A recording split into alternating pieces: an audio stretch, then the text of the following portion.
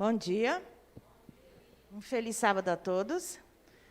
Então, nós chegamos num momento muito gostoso, né, de nós recapitularmos o que a gente estudou durante a semana, não é? Interagir com os irmãos, aqueles que sentir vontade de expressar, pode levantar a mão, pode interagirmos conosco aqui. É uma grande classe, né? E nós temos aqui hoje o nosso irmão Cacá, que veio dividir conosco esse compartilhamento, né? Essa lição maravilhosa que nós estamos estudando, né? Que é o arrependimento no livro de Deuteronômio, né? E nós vamos, ao longo aqui, discutir a lição. Podemos sentar, Cacá. Seja bem-vindo. Muito obrigado pelo convite. É um prazer ter você aqui conosco sempre. Obrigado. E eu posso tirar a massa agora? Pode. Eu vou tirar a massa, tá? Eu que agradeço pelo convite e aos irmãos, alguns amigos que ainda não me conhecem.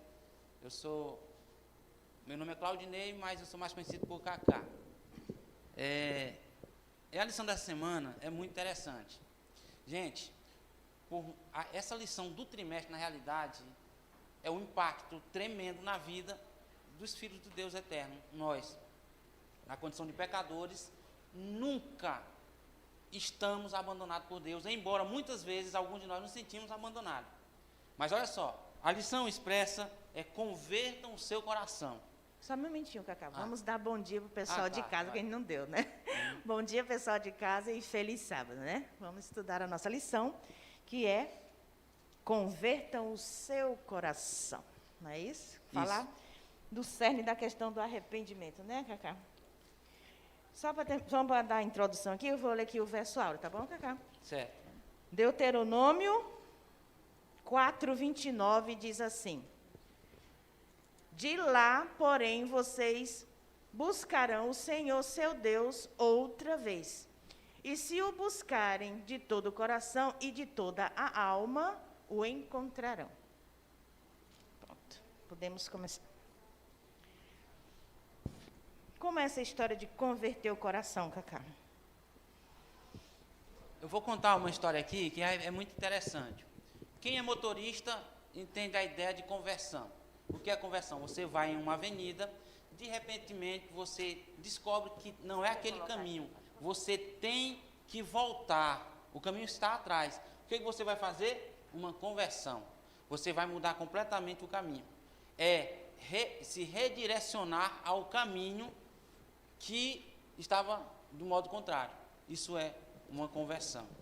E quando Deus pede: converta o vosso coração, converta o seu coração, a intenção divina desse pedido é: voltem, se reencontre,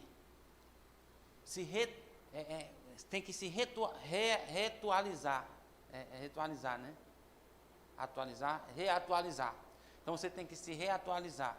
Volte. Esse é o pedido de Deus. E o interessante é notar que todos somos pecadores, isso é fato, a lição diz, todos somos pecadores. Mas, veja só, é muito fácil a gente reconhecer isso. Basta nos olharmos no espelho. E nós veremos o quê? A fragilidade humana, a nossa pequenez, as nossas limitações. Certo? É uma controvérsia, né, Cacá? A lição fala que converter o coração. E, ao mesmo tempo, nós somos escravos do pecado e, ao mesmo tempo, temos o livre-arbítrio. Não é mesmo? Como é?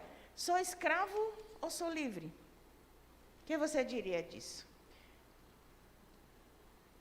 Mas nós somos o quê? Nós somos livres somente através da graça de Cristo, né?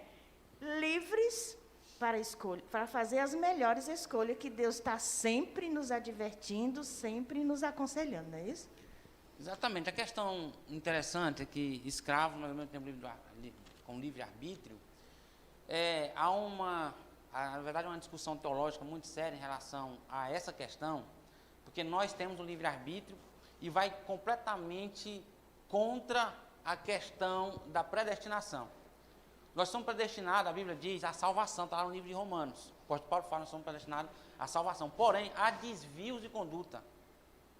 E há uma necessidade de uma conversão. Ou seja, Deus não vai interferir nas minhas escolhas.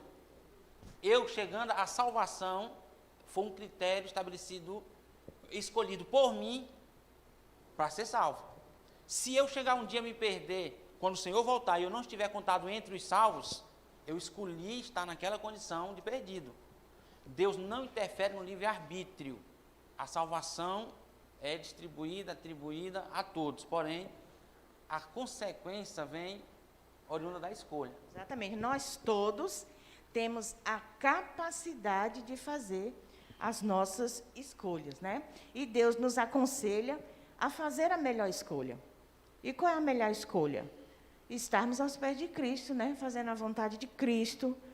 E Ele nos ajudando, porque nós mesmos, apesar de fazermos a melhor escolhas, durante essa jornada, nós sabemos que é difícil, né? Somos humanos e tal, caímos. Mas aqui diz que, pela graça de Deus, Ele nos ajuda. Ele nos ajuda a fazer esse retorno sempre, né? A gente estava falando lá no trabalho. O povo de Israel esteve com Cristo, praticamente vendo, né? Mas sempre caindo, sempre caindo. E nós, que sabemos de toda essa história, eles pelo menos não tinham história, né? Antes deles para contar, né? E nós vemos os pontos que eles caíram, onde caíram, e nós também continuamos caindo. Não é? Continuamos fazendo escolhas não tão boas. Mas Deus é tão generoso, né? Tão misericordioso, né?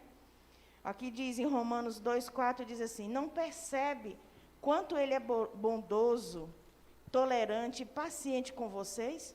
Não vê que essas manifestações da bondade de Deus visam levá-lo ao arrependimento? Deus é maravilhoso, né? Apesar de nós cairmos, Ele está sempre perdoando e sempre nos chamando à conversão, não é mesmo?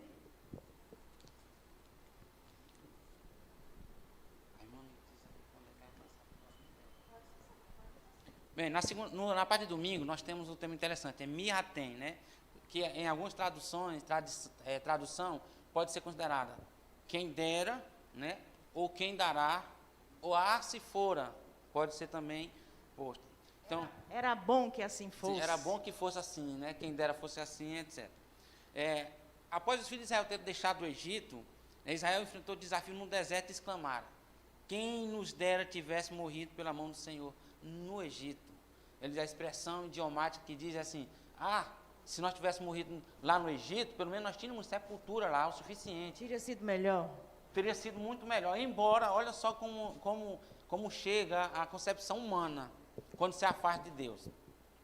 Né? Muito melhor ter morrido no Egito. Uma forma de gratidão tão grande. Ellen G. White, a profetisa do Senhor, no livro Patriarcas e Profetas, diz que a ação de Deus na vida de Israel era tão nítida, que uma criança ela era capaz de observar a ação de Deus na vida de cada um dos seus filhos, na nação de Israel.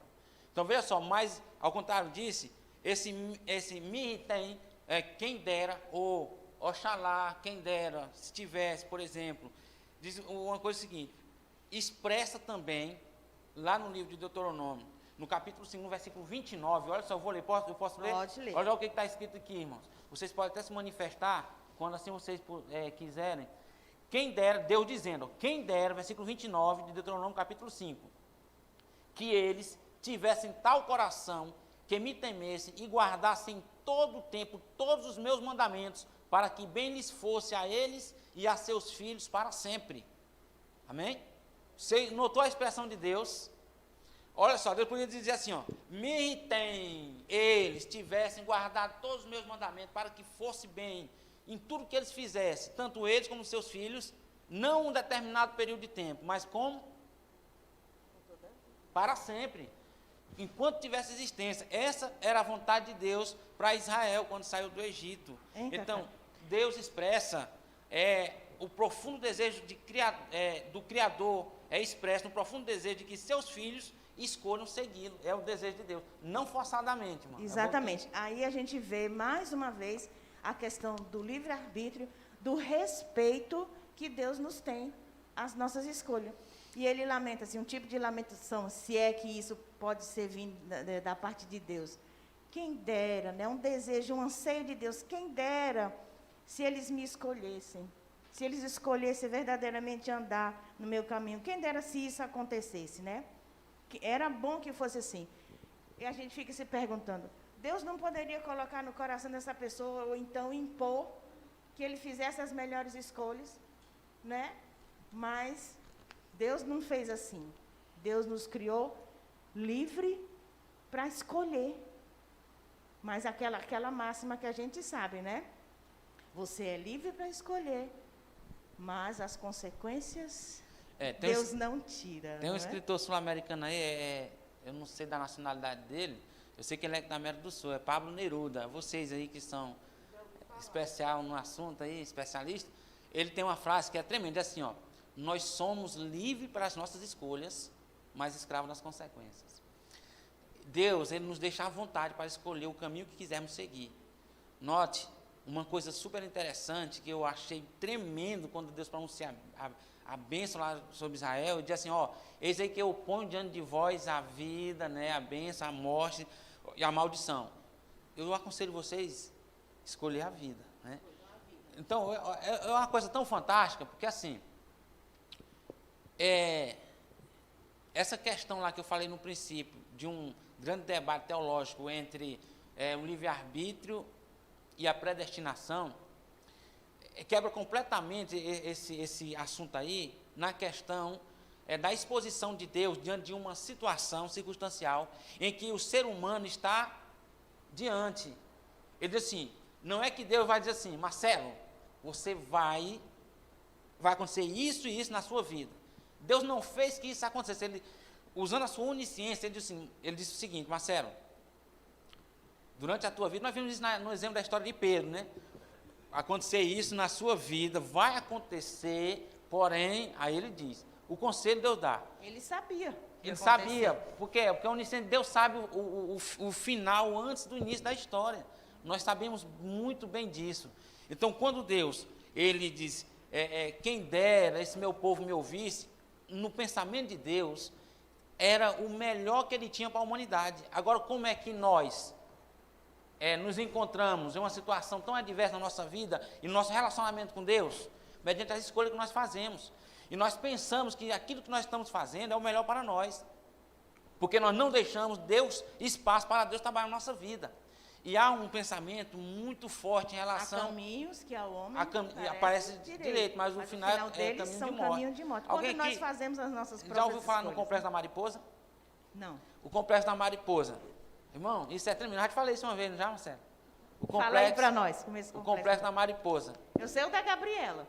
O complexo da Gabriela, né? O da mariposa, ainda não sei. A mariposa, olha só, antes de falar do complexo da mariposa, eu vou dizer uma frase que faz todo sentido na nossa vida. É perigoso entregar a Jesus um coração com reserva de domínio. O que significa? Aquela reservinha lá, que não foi entregue a Cristo, o diabo vai lá, entra e acaba com a sua vida. Ele bota... Realmente não entregou. Não entregou, porque foi com reserva de domínio. Não entregou totalmente. Sabe, o inimigo entra lá e te põe muitas coisas e você passa a considerar cada um deles. É o preguinho, né? Exatamente, aquele preguinho lá. Então a mariposa, quando dá aquela chuva, que a mariposa levanta-se da terra e começa a voar, ela vai sempre em direção à luz. Mas a luz que ela vai e fica se debatendo é a luz artificial. Muitas vezes nós estamos sofrendo na vida, perdendo tudo, porque nós estamos com o complexo da mariposa. Ao invés de nós procurarmos a luz, o sol da justiça, que é Cristo, nós estamos em busca dos europeus do mundo. Aquela luz que incandescente, que nos... Uma luz artificial. Uma luz artificial. E nós acabamos batendo, correndo contra essa luz, a favor dessa luz, até morrermos espiritualmente. Esse é o complexo da mariposa. Ao invés de corrermos para a luz da verdade, nós vamos para aquela luz que nos atrai de verdade, aquela que nós achamos que é melhor para nós. Então, nós aprendemos, né? Vamos, então, ficar perto de Jesus e fazer a melhor escolha, porque nós sabemos que isso é o melhor para a nossa vida. Embora às vezes essa jornada não seja tão satisfatória, né? Às vezes Deus tem que trabalhar alguma coisa em nós temos algum deserto em nossa vida, mas sabemos que na soberania de Deus, isto está sendo o melhor para nós. É fácil aceitar isso? Muitas vezes não é tão fácil assim, né? Mas Ele é soberano, como já dissemos, e vamos trilhar, embora morramos, fazendo essa escolha correta, mesmo assim ainda vai ser o melhor, né? Vamos para a parte de segunda-feira. Vocês me buscarão e me acharão. O que vamos dizer, Cacá? Temos dizer, vamos participar, povo. O verso que introduziu a lição, Deuteronômio 4, diz assim, ó, vocês vão me buscar e vocês vão me achar quando vocês me buscar.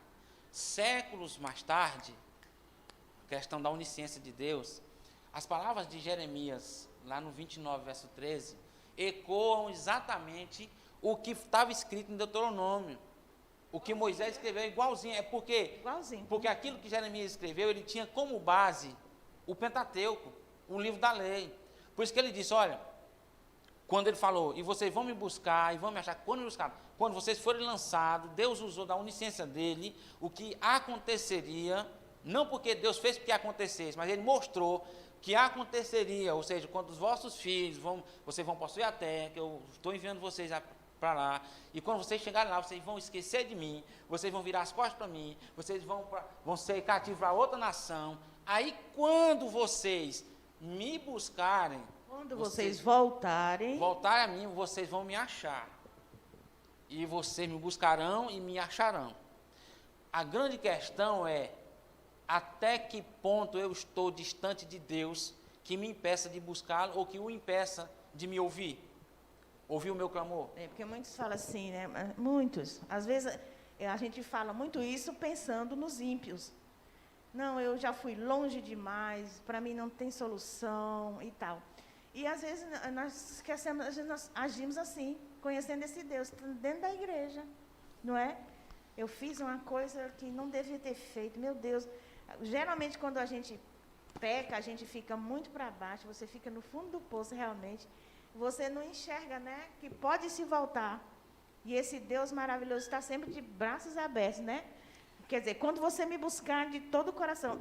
Eu, particularmente, já tive essa experiência assim na minha vida. Você ora. A gente ora todo dia, toda hora e tal. Mas você já sentiu a diferença de você clamar a Deus de todo o coração? De todo o coração, com aquela entrega, clamando, chorando, nem que não seja literalmente, mas parece que Deus lhe ouve mais profundamente, não é? Eu já tive essa experiência. Quando eu clamei a Deus, meu Deus, me socorre, me salva, não tenho condições, com aquele clamor verdadeiro mesmo do coração, não é? Então, acho que se aplica muito isso. Quando vocês me buscarem, vocês me acharão. Não buscar superficialmente, mas de todo o coração, de toda a alma, de toda a força, de todo o teu entendimento. O mais interessante é que o grande mal nosso é que nós diminuímos muito a ação de Deus na nossa vida, o poder de Deus. Minimizamos demais. Olha só, quando ele diz que os buscaria, ele não só buscava, ele restauraria. Você tem ideia, o conceito da palavra restaurar? E Deus sabia que eles, quando chegassem lá, iam cair na idolatria. Ia cair na idolatria. E ele revelou, porque o caminho do homem, como diz o próprio provérbio, é caminho de morte. O caminho do homem leva sempre, por quê? Porque nós não nos orientamos com o infalível. A gente sempre tenta andar, por exemplo, quando filhos estão começando a engatinhar, os pais deixam ele ir para onde ele quer, ou os pais sempre o orientam? Por aí não, por aqui. Não é isso? Uma criança, se deixar uma criança solta na beira de uma avenida, ela não tem a noção da orientação. Ela vai atravessar essa avenida bem aí, de repente pode vir um carro, uma moto e matá-lo. Assim somos nós quando não ouvimos a orientação de Deus. Quando Deus pede que nós façamos isso, caminhemos por essa estrada, por esse caminho, ele está dizendo, eu sei o que é o melhor para vocês. É Deus. E olha só, mesmo assim, quando nós não ouvimos e caímos, Israel caiu na idolatria. A igreja de hoje não é muito diferente. Eu quero falar para os meus queridos que, veja só, a história é a mesma, só muda os personagens. Agora, veja só, nós temos hoje muito mais vantagem do que eles lá no passado, por quê? Porque eles tinham o presente. Nós temos o passado, nós temos o presente e nós sabemos o futuro. Sabemos o mau exemplo deles também. Exatamente, nós sabemos o futuro, está no livro de Judas. Temos que aprender pelo exemplo dos outros. Exatamente, olha só, em Deuteronômio 4:30, temos a palavra, né? Eu não sei essa palavra aqui, muitas vezes traduzida como converter, hebraico, mas significa voltar, exatamente. Nós vamos falar hebraico, nem que nós não queira, né? Hebraico, techuvá, mitem. Exato. Né? Significa voltar, arrepender-se. Após ter afastado, e o melhor, Deus não leva em consideração aquele erro que você fez no passado, quando você se converte de fato e de verdade. Aqui está escrito, né? Se escolhessem se arrepender, eu os aceitaria, perdoaria e restauraria. Deus está sempre pronto a fazer isso, não é mesmo? Exatamente. Perfeito. Então, aqui na parte de terça-feira fala disso, né? É quase a mesma coisa, né? Exato, é uma repetição. Repetição. Voltar, se arrepender. Vamos debater um pouco. Se dessem ouvidos a Deus, Ele abençoaria e restauraria. Se eu me voltar para Deus, se eu me arrepender de todo o coração. Vamos lá. A ideia é simples e direta. Olha só o que o autor diz. Se você errar, haverá consequências terríveis para você e sua família. Isso é que o pecado faz. No entanto, mesmo assim, você pode se arrepender e o Senhor o receberá de volta e o abençoará. Eu vou dar um ponto aqui para mim só dizer Aí fala um pouco do filho pródigo, né? Fala do filho pródigo, essa questão. Quando diz Deus é o Deus do conserto. Eu tenho um amigo que ele sofre muito, mas sofre muito mesmo. Como é a história dele? Ele frequentava certa instituição religiosa e essa instituição religiosa tem como um dos parâmetros doutrinários da sua igreja lá se você pecar, Deus não te aceitará de volta. Misericórdia, anularam a graça de Deus. Anularam, perfeitamente. Misericórdia. Completamente. E ele caiu numa depressão tão grande que ele quase tira a sua própria vida. E veja só. Aí já está o exemplo de fazer escolhas erradas. Exatamente. E o texto diz o seguinte, olha. O texto diz assim, se voltarem para o Senhor, seu Deus, Deus os restabelecerá. Deus, Ele vai novamente lhe restituir aquela sua situação do princípio. Assim como Davi, para trás do profeta diz, assim como Davi, que outrora era chamado o homem segundo o coração de Deus, perdeu essa titularidade por ocasião do pecado, está lá no livro para trás do profeta, do pecado lá com Batseba, Deus restituiu essa titularidade a ele, o homem segundo o coração de Deus, após o seu genuíno arrependimento. Então Deus o restaurou, e Deus restaura a humanidade caída, a imagem e semelhança de Deus, se a humanidade, se o ser humano voltar, se converter de espírito e em verdade, de todo o coração. Enquanto tivermos graça, enquanto a porta da graça não se fechar, nós temos sempre, poderemos sempre retornar. Embora a gente tenha feito coisas terríveis, contra o nosso Deus, mas Deus é um Pai amoroso e está sempre de braços abertos, esperando somente esse retorno. Não é mesmo? O que diferencia Deus do restante, não vou nem adjetivar coisas, o que diferencia Deus é porque Deus é Deus. Se Ele quiser, se não quiser, é Deus. O maior privilégio, a grande vantagem que o cristão tem em relação aos demais é a comunhão que ele tem com Deus. A parte de quarta-feira, nós vamos entender um pouquinho sobre isso, você vai ver como é tremendo. Cacá, quando tinha aqueles seminários, com o pastor Miguel, Intimidade com Deus, aquele seminário, ele falou uma frase que, para mim, ficou eternizada dentro do meu coração, aqui na parte de quarta-feira, de todo o seu coração. No seu a sós com Deus, a gente às vezes, a gente tem essa tendência eu não sei se acontece com vocês, de não entregar o coração assim, não abrir o coração quando você está a sós com Deus, falar tudo, a gente sente assim uma certa vergonha, né? Aqui está falando de todo o seu coração. E voltando para o pastor Miguel, ele sempre diz assim, que Deus, não sei se você lembra disso, Cacá, Deus não tolera a nossa falta de sinceridade. Ele pode te perdoar de qualquer pecado. E a gente fica pensando, tem como você esconder o seu coração de Deus? O que você fez? Não tem. Nós não precisamos ter vergonha de abrir, escancarar o nosso coração para Deus. E Ele não tolera a sua falta de sinceridade. Ele pode tolerar até por um tempo o seu pecado, a sua queda. Mas sejamos sinceros para com o nosso Deus, porque não tem o que esconder, né? Ele não tolera essa falta de sinceridade. E interessante é que tem uma frase que complementa também o que a irmã falou, está no livro Patriarcas e Profetas, tremendo esse livro, eu falo muito desse livro, porque é um livro fantástico. Ele diz o seguinte, Deus gosta mais do pecador sincero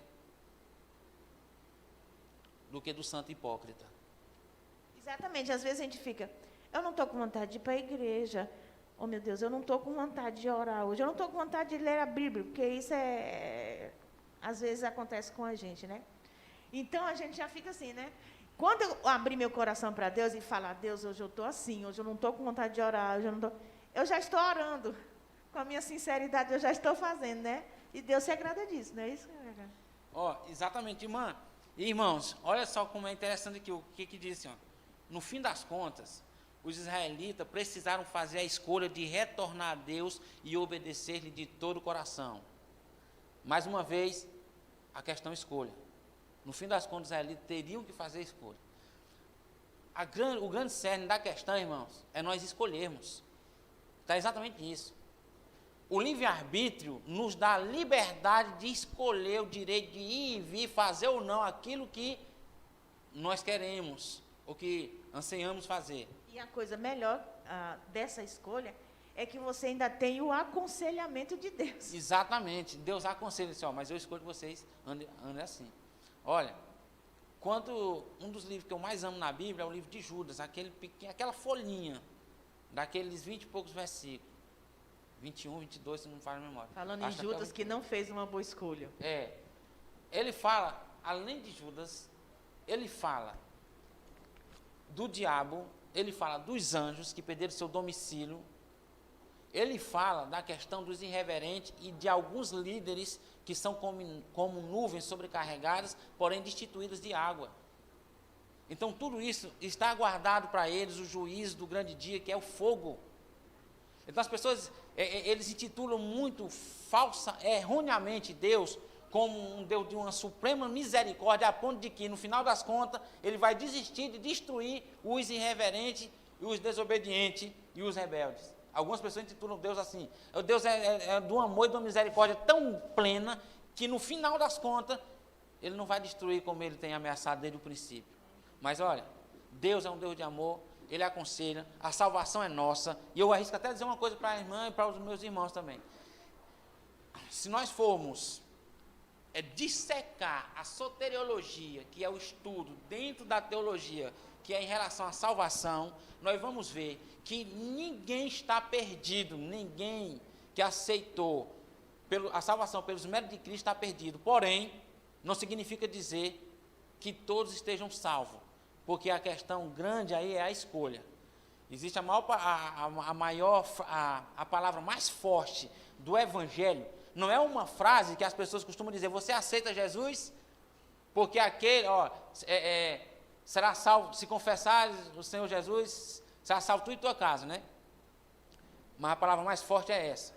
O que você está disposto a renunciar, a palavra é renúncia, por amor a Jesus. Não é se você aceita Jesus. Todo mundo aceita Jesus. Sem, porém, renunciar aquilo que o afasta de Cristo. Pois é, sempre eu falo isso para minha vizinha. Assim, entendeu? Eu falo assim para ela, você tem que aceitar Jesus. Em outras palavras, a gente fala assim, minha filha, meu coração é de Jesus, eu já aceitei a Jesus. Né, Tacá? Mas entrando aqui já de quinta-feira, o que é que nós estamos fazendo para evidenciar esse arrependimento, essa conversão? É isso também que Deus quer de nós, né? Eu falo, não, eu me arrependo, eu tenho tristeza pelo pecado, eu já pedi perdão a Deus. E a conversão? E a volta? E o retorno? Cadê os frutos? Hã? Não é isso que é o verdadeiro arrependimento? Vamos falar um pouco disso. Olha, no livro de Mateus, né, que fala, no capítulo 3 lá, que fala a ideia do retorno, onde João Batista fala muito da pregação de João Batista, que ele diz que você tem que se arrepender e tal. Então, o chamado ao arrependimento, os saduceus e fariseus deviam produzir fruto digno de arrependimento, eles estavam vivendo exatamente o contrário daquilo que eles pregavam. Então, o arrependimento, o retorno, a conversão deve produzir frutos que demonstram que a pessoa de fato está uma nova criatura. Que nem nós tivemos, abrindo um parênteses, que nem nós tivemos sábado aqui, a irmã Maçônia, né? Que ela evidenciou esse arrependimento, ela publicou, ela fez um ato, né? Ela se batizou. Então, nós temos que fazer isso. O que é que nós estamos fazendo para as pessoas virem esse meu arrependimento de fato e de verdade? Né? Quando Pedro pregou aquele sermão, se converteram quase 5.000 homens. Ele disseram assim, porque vocês mataram o Filho de Deus, pendurando numa cruz. Pedro perdeu completamente o medo de pregar em público. E aquilo gerou uma comoção geral lá nas pessoas, assim, mas irmãos, e o que nós podemos fazer então? Arrependei-vos, cada um dos vossos pecados, e cada um de vós sejam batizados em nome de Jesus. E a Bíblia fala, e o livro Atos dos Apóstolos fala, que houve uma grande conversão, mudança de atitude, mostragem de frutos instantâneos, cumprindo uma profecia de Joel, que aconteceu no Pentecoste, que é considerado como a chuva temporã, e acontecerá no fim, um pouco antes de Jesus voltar, a chuva serôdia, um verdadeiro reavivamento, uma verdadeira conversão da igreja que está lá com a assente pela manifestação do Espírito Santo. E há um ponto também que deve ser considerado. Nossa, mas por mais que a gente faça, a igreja, a pessoa sempre fala a igreja eu sempre costumo falar em tempos, que é o que diz a igreja, de Efésio, Esmirna, Sardes e assim até Laodiceia. É o tempo, né, a igreja. Nossa, a igreja está cada vez mais morna. Irmãos, havemos de ver toda a igreja reavivada, tal tempo, nunca há de vir. Por quê? Porque há na igreja pessoas não convertidas, que não se unirão à fervorosa sã doutrina e fervente a fervorosa e prevalecente oração. Agora a gente volta lá para o mitem. Quem dera. Quem dera. Olha, e outra coisa, mano. Aqui diz o seguinte, ó. Quando Pedro acusou a nação e os demais apóstolos, a nação de vários pecados, eles ficaram comovidos e perguntaram, e ele disse o seguinte, ó, vocês têm que se converter, se entregar e ser batizado. A pergunta que o autor diz, não ocorre a mesma situação conosco? Consideramos que somos pecadores que ofenderam a Deus? E eu faço uma pergunta. Em que eu estou ofendendo a Deus? É porque nós não vemos nós como ofensores de Deus. Nunca ninguém se condena. A gente acha, não, eu não fiz algo assim tão errado. É porque eu vejo você mais pecador do que eu. Também. É porque, infelizmente, a gente tem essa péssima mania de nos colocar no patamar de superioridade espiritual. Só que assim, são só pontos diferentes. Você cai num ponto e eu no outro. Aí eu me acho, né, na capacidade de lhe criticar e dizer, poxa, fulano fez aquilo. Mas ele só fez diferente de você. Só fez diferente, irmãos. É exatamente o que diferenciou a questão do filho pródigo para o seu irmão mais velho.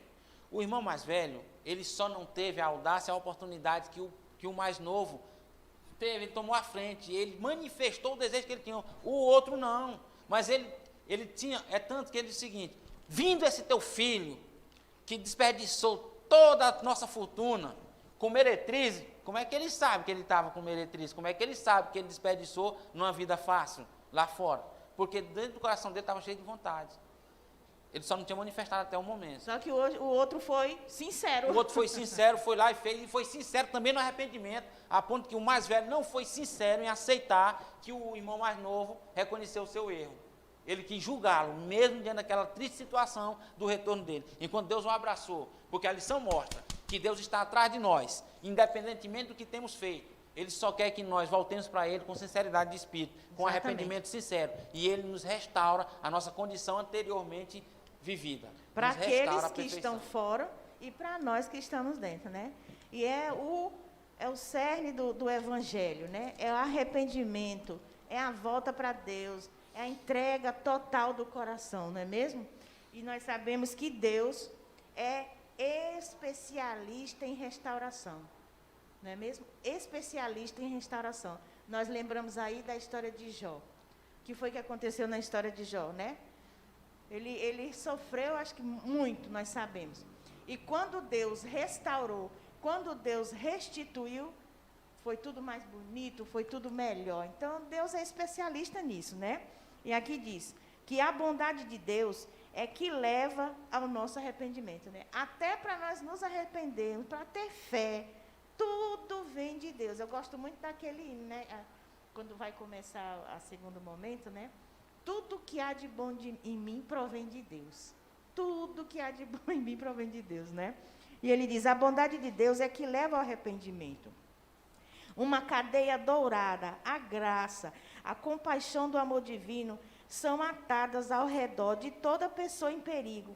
O Senhor declara, com amor eterno eu te amei, por isso, com bondade a atraí.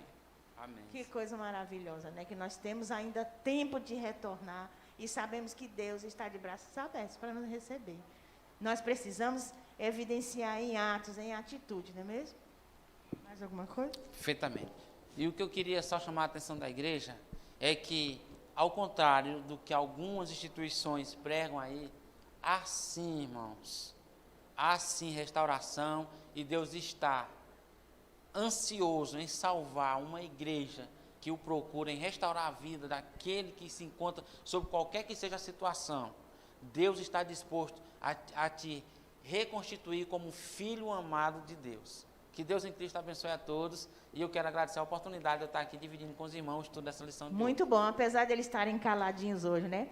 E termina assim, né? Nós sabemos que nós vivemos o tempo da graça. Deus é um Deus da graça, Deus da misericórdia, Deus da compaixão, Deus do amor, mas não é uma graça barata. Tem um custo, né, para nós, o custo da renúncia, não é mesmo? Da renúncia. O custo de se voltar para Deus é uma coisa bem difícil. Nós agradecemos demais, viu, Cacá, você por ter compartilhado aqui com a gente. Eu agradeço pelo convite. E maravilhoso. E eu estou estranhando uma coisa que a senhora diz assim, olha, a igreja vai interagir, Cacá, tu vem e tal, eu contigo lá na frente, a igreja vai falar e tal. É mesmo, irmã? Não aconteceu, né? Não aconteceu não, mano. Mas não sei o que foi que eles estão assim caladinhos, por que foi, hein? Que ninguém falou nada, né? Então vocês, deixou a gente falar sozinho. Então né? Vocês fizeram eu pensar que a irmã mentiu para mim, gente. Mas eu não menti, não, né? Que Deus em Cristo nos abençoe e que nós nos possamos a se apegar a essa graça e a esse tempo de graça que ainda nos resta, não é mesmo? Que Deus seja louvado. Muito bom. Amém. Mas eu gostei muito, é um momento que eu gosto muito de estar aqui com vocês. Então, ora com a gente, Cacá, por favor, para nós encerrarmos o estudo, a recapitulação da lição. Potentíssimo Deus, Senhor eterno, amado, maravilhoso Pai, honra, louvor e glória seja dado a Ti hoje para todo sempre. Nós te agradecemos, Senhor, por essa oportunidade que tivemos hoje, no primeiro momento, de estudarmos a lição e recapitularmos e descobrirmos, aliás, ampliar nossa certeza de que o Senhor é um Deus misericordioso e que o Senhor está desejoso de morar conosco por toda a eternidade. Amém. Muito obrigado, Senhor, por essa oportunidade que o Senhor nos dá dia após dia, de nos restaurar e de nos convertermos a Ti, Senhor, em espírito e em verdade. Amado Pai, fazendo jus ao Teu sentimento por nós, nós queremos Te pedir em um nome pelo amor de Ti mesmo, que é vive e reina para sempre. Salva-nos para o Teu reino.